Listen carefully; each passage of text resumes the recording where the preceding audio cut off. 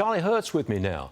Charlie, I think, and it's just my opinion, I think Hunter wants to hold everything up so there is no big immediate investigation into his taxes, which would expose the president to some vulnerability. Yeah, I think you're exactly right about that. You know, this whole lawsuit is absolutely absurd. It does go to show how insane I think that the whole purpose of these whistleblower protections is to protect people who are talking about things that are of vital interest to the American people. And this is not about just intimidating whistleblowers. This is about searching them out, destroying them, and punishing them for testifying on behalf of and exposing wrongdoing. It's amazing to listen to this guy talk about how he's a normal citizen when he has built his entire career off of being the son of Joe Biden and trading public favors for his business. It's absolutely absurd, but I think you're probably exactly right about it. It's all intended just to sort of, hold the fire long enough to protect his father and the family through the next election. Perhaps more importantly, Charlie, a poll from CBS News shows only 34%, about 1/3 of voters, think President Biden would be able to finish a second term if elected. 44% think he will leave office before the second term ends. Charlie, is something going on here? I think deep inside the Democrat Party, they're trying to maneuver to get Biden out. Actually, to get Kamala Harris out. Are you with me on this?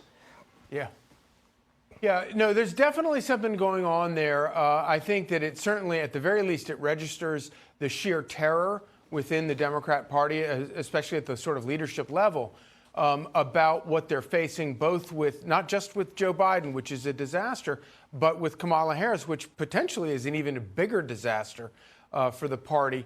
But the problem with this is that the idea of removing Joe Biden against his will at this point is a Herculean task. And the amount of time they have left to do it is winnowing down. They've got maybe a couple of months to do it. And what it would take, especially for the Democrat Party, where the leader of the party has such unchecked power to preserve his own place in the party. I just, who knows? In this environment, who knows what's going to happen next week or next month? But the ability for the other power brokers within the Democrat Party to line up against Joe Biden and have him removed and replaced with somebody other than Kamala Harris, I look around, I don't see how they managed to pull that off. No, but if they could push Kamala Harris aside and bring in someone else, like Governor Newsom, for example, that would neutralize. Or go ahead. Or to throw some catnip out there. You have to find somebody who has a lot of power within the Democrat Party.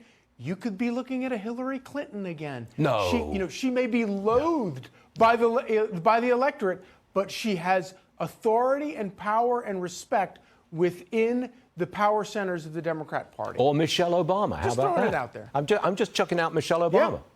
Yeah.